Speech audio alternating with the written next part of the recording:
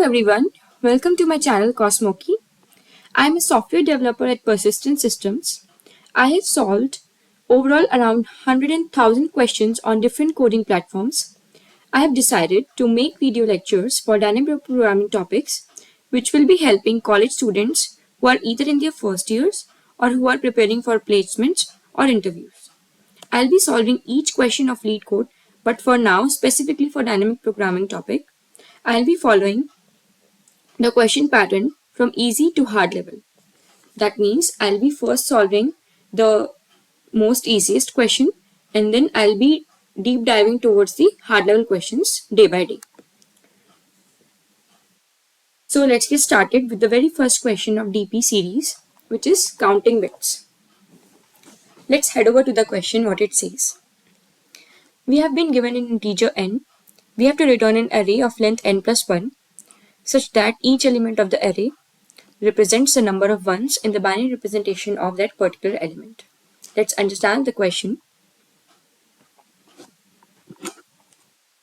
So here, let's assume the value of n to be 5. What I will be doing is, I have taken all the numbers from 0 to 5. Supposing to be this range from 0 to 5. Now each number from 0 to 5 here represents the binary representation of that particular element. For example, for 0 it is 0, for 1 it is 0, 1, for 2 it is 1, 0, for 3 it is 0, 1, 1, for 4 it is 1, 0, 0, and for 5 it is 1, 0, 1.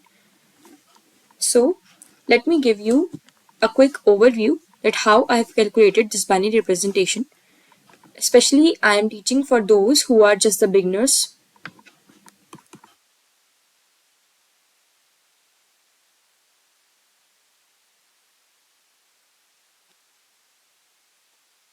As we know,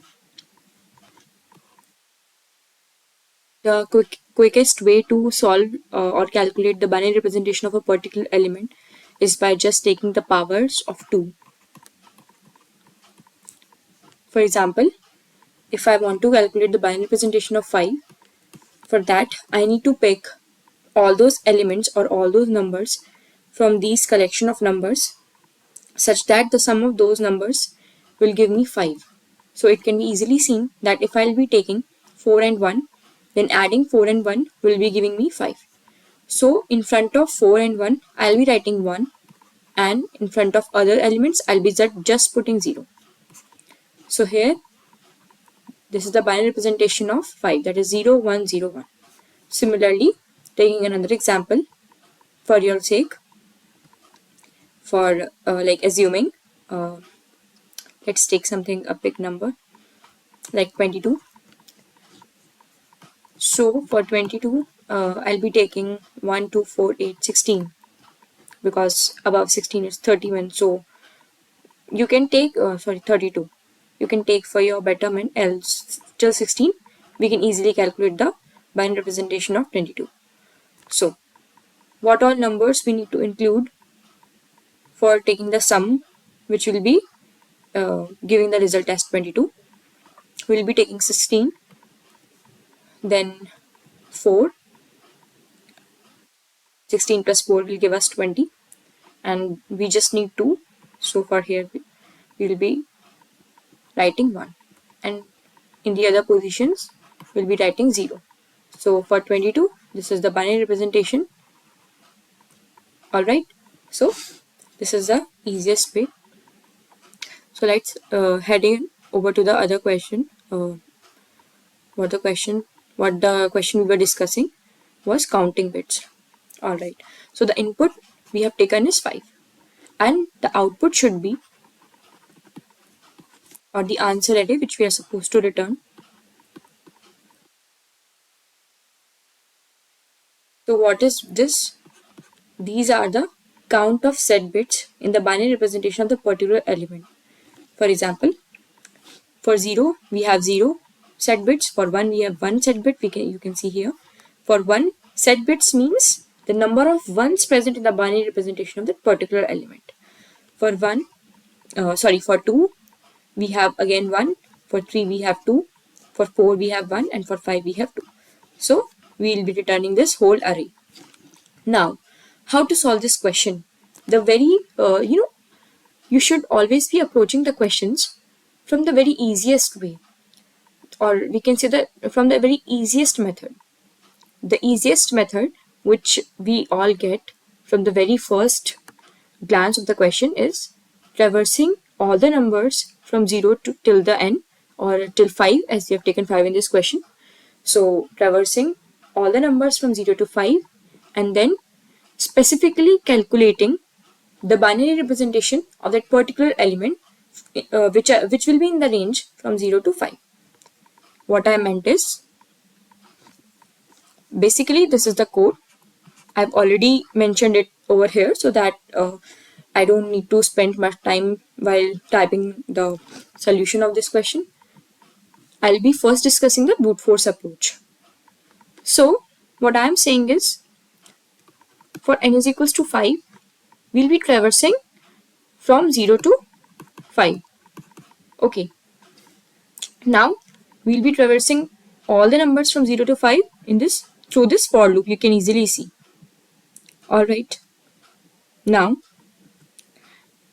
we'll be taking each element, like for 0, we don't need to worry too much, because for specifically for 0, the number will not go inside this loop. So I'll not be starting the explanation from 0. I'll be starting from 3 basically. Why I have chosen 3 is so that I can explain you the inner loop as well. Alright, so the explanation of inner loop tells us the way how we can count the number of ones in the binary representation of I. What we are doing is, we are taking each number. For example, we have taken 3. So we'll be moving inside the loop. 3 is not equals to 0. The condition is true. So now we'll be calculating the sum. We have to count ones in binary representation of I. Therefore, we have done modulus 2. Alright, this is the quickest way. You know, whenever you are supposed to count ones in the binary representation of I, you just need to take mod 2. Why we are doing this? You can let me explain you. Initially, sum is equals to 0. When we are taking 3 mod 2, this will return what? 1. Alright, so we have sum is equals to 1. Then num was 3. Now it will be updated to num is equals to 3 by 2, which will be returning us 1. We'll be iterating again in this loop, because again we can see 1 is not equals to 0. Condition is again true. We'll be traversing to the loop again. Sum is equals to, now in the next time sum will be 1 mod 2 is 0. Then num will be updating, and it will be, this time this will be 0. So in this case it won't be going through the loop again. So basically it will be 0 plus 1, because we are updating the value of the variable sum in the sum itself. You can see it's sum plus, so here it will be 1 only. Alright, so what we have calculated here, this was the very easiest way to calculate the number of ones present in the binary representation of that particular element. Basically, the complexity of this inner loop is log n. Just remember every time, either you use the built-in standard library, standard template library functions, that is also STL. If you will be using STL functions, that is like built-in pop, these functions, these are the functions, these are actually the built-in functions present in the STL library of C++. Either you use this, or you can easily use this inner loop. Alright, so both the functions will be having the complexity of log n. Alright, and we are traversing this loop for each and every element in the range 0 to 5. So that whole complexity of this solution will be big O of n log n. You must be aware what does that big O means. Big O represents, even in the worst case, it will be n log n only. So we have one another way. This was the simplest solution, I would say. This doesn't include any dynamic programming concept. This was just to give you an introduction that how you can solve questions in this way too. Now, Let's move ahead to the another optimized solution that involves dynamic programming.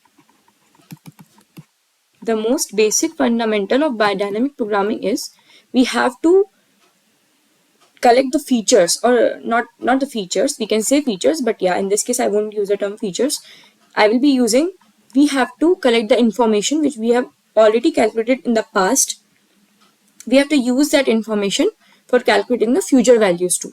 All right, so this is the most basic nature of dynamic programming. It uses the information calculated in the past.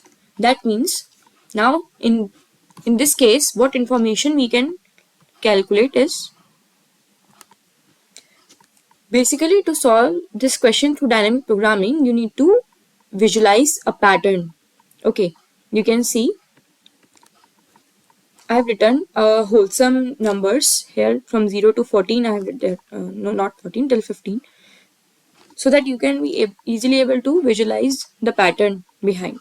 You can see for 0, it has 0, and like these are the number of ones. You can see different pens so that you can better visualize it. You can see here from 2 from 2 to 3, it's 1 2. All right, from 4 to 7, it's 1 2 2 3, and from 8 to 15, it follows the same fashion, 1, sorry, it's 2, it's not 1, it's 2, 1 2 2 3, 2 3 3 4. So basically, why are we able to see this all whole pattern, and what's the reason behind? Let's understand that.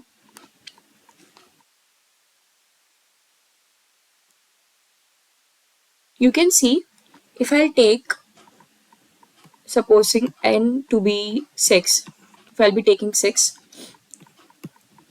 you can see the binary of 6 is 110.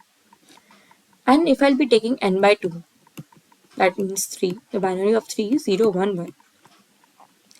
So basically, there occurs a pattern behind this.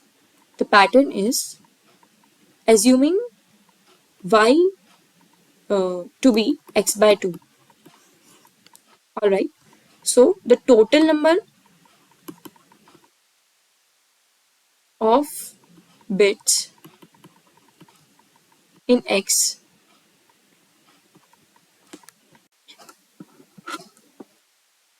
yeah. So the funda was the total number of set bits in x minus total number of set bits in y is always less than equals to 1. You can take an ample amount of examples so that you can also visualize this pattern by yourself. By considering, let me explain you, like by considering y to be 3 in this case, which I've explained you just now, and by taking x is equals to 6, you can see the total number of set bits in x, that is in 6, it's 2, and total number of set bits in y, that means 3, it's again 2. So it's less than equals to 1. Yes, this is satisfying the equation. Alright, so what we can do here now is, the most fundamental observation here is,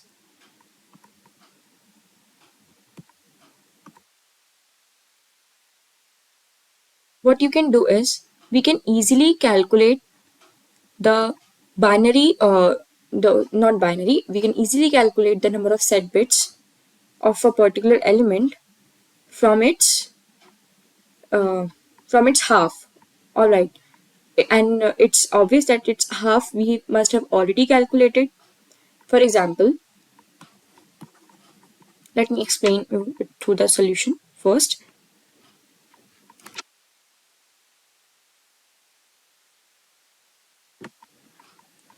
You can see the code. You can see here,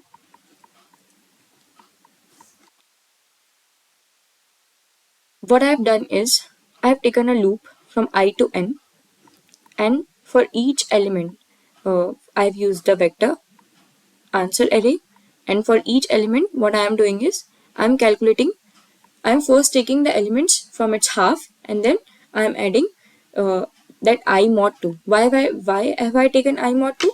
Let me explain it to the notepad. For the numbers which are odd and for the numbers which are even, there are two different types of observation. For the number odd, I will say, considering n is equals to 5. For n is equals to 5, the set bits are 2.